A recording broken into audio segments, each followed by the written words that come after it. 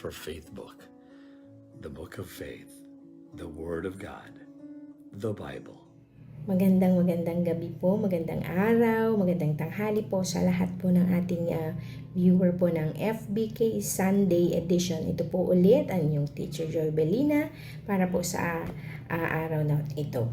Bago po tayo magsimula, hayaan niyo po munang batiin ko lahat po ng mga tatay na nagdiwang ng kanilang special na araw ngayon. Happy Father's Day po sa inyong lahat. At napakaganda po ng ating pag-aaralan ngayong gabi. At ito ay matatagpuan sa Colossians 3:18 to 21. Kung maalala nyo po, ito ay tungkol po ito sa husband, wives, children. Kung paano po binigay sa atin ang tamang order po sa loob ng family.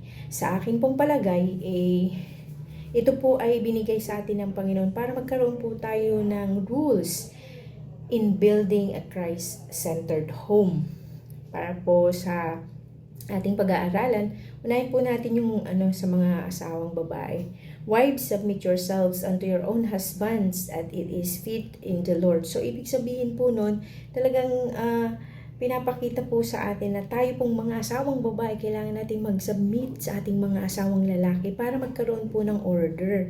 Di po ba? So, ibig sabihin, hindi po dapat natin nasasapawan ang ating mga asawang lalaki pagdating po sa loob ng ating tahanan. Yun po yung sinasabi po sa atin ng ating Panginoon.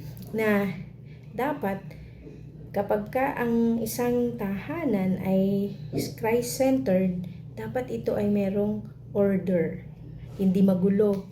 Kasi hindi, sabi nga ni Apostol Pablo, hindi tayo binigyan ng spirito ng confusion, kundi ng spirito ng peace. Diba sa 1 Corinthians 14:33 po yun eh. So, ayun po. Pangalawa po, husbands, love your wives. So, ibig po sabihin, kayong mga asawang lalaki, meron din namang parte para maging order, yung magkaroon ng order sa loob ng tahanan. Love your wives and be not bitter against them. So, if nagbibuild tayo ng Christ-centered home, dapat ang home natin is a place of service. Ang dapat na atmosphere natin should be tempered with acts of kindness, respect, humility, especially love, diba? So, bilang serbisyo nyo namang mga asawa sa inyong mga asawang lalaki, sa inyong mga asawang babae, ay mahalin nyo naman in return. Dahil ito yung gustong pagawa sa inyo ng Panginoon, at huwag daw kayong maging bitter sa inyong mga asawang babae para magkaroon ng kapayapaan sa loob ng pamilya. Pangatlo po, yung tayong mga anak naman. Lahat naman tayo naging anak. So, pag nagbibuild nung nagbibuild na tayo ng sarili nating home, syempre, pagka gusto natin maayos ang pamilya natin, it should be, pag nagbibuild na rin po tayo ng sarili nating family, tayo gusto nating ituro sa ating mga anak naman is yung Christ-centered home na discipline or practice, spiritual discipline or practice. Kasi 'di ba, yun yung sabi, obey your parents in all things. So tayong mga parents naman, ang obligasyon natin ay turuan ang ating mga anak ng tama. 'Di ba? Pwede tayong magturo sa ating mga anak ng kung ano-ano. 'Di ba? Turuan natin sila ng hindi maganda. Pero syempre hindi yun nakaka-please sa Panginoon. Kaya nga sabi doon, turuan nyo yung mga anak nyo ng mga nakaka-please sa ating Panginoon. Ano po ba yung mga nakaka-please? Example po niyan. Siyempre, kasi sa loob ng pamilya, yung unang school po ng ating mga anak, mga bata. So, if ang practice mo sa mga bata hindi maganda, yun po yung i-adapt nila.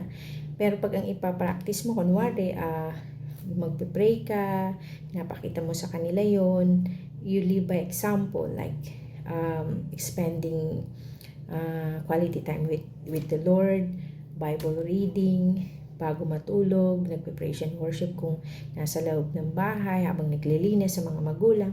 So, yun yung mga bagay na matututunan nila, and definitely magiging pleasing yun sa Panginoon. Kasi, nagiging kumbaga, natututong mga bata na magkaroon ng sariling relasyon sa Panginoon. At yun yung mga bagay na pleasing sa ating Panginoon. Pang-apat is, fathers, provoke not your children to anger, lest they be discouraged. So, when building a Christian home or a Christ-centered home, dapat ang home natin is marked by God's grace. Hindi mo ba napakasarap mamuhay na ang pamilya mo ay nabubuhay sa biyaya ng ating Panginoon? It's all because of God's grace, diba?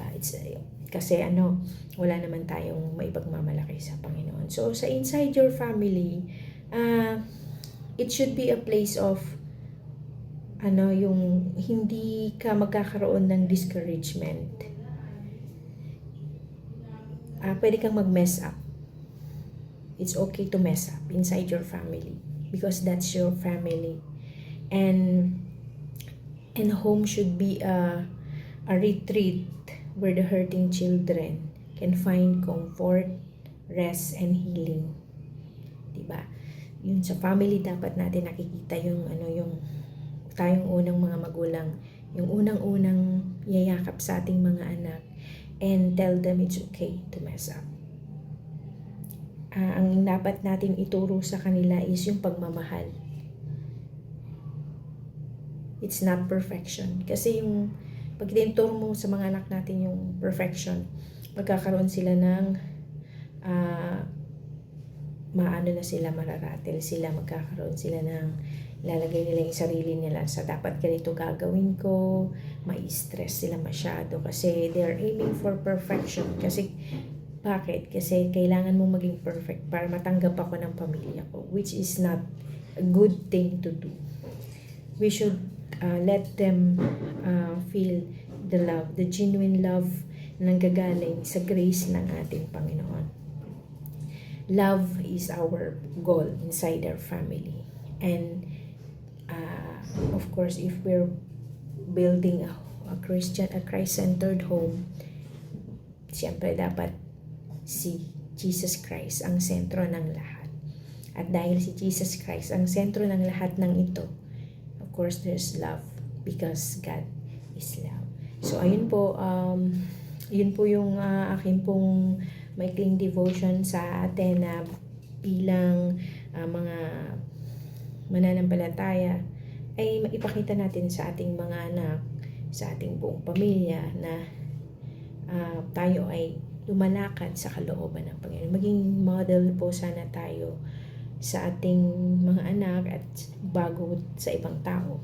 And of course, yung mga tao sa paligid natin that our home is Christ-centered home na although it's not perfect family, but again, the grace of the Lord, the grace of God, yun yung pinanghahawakan natin.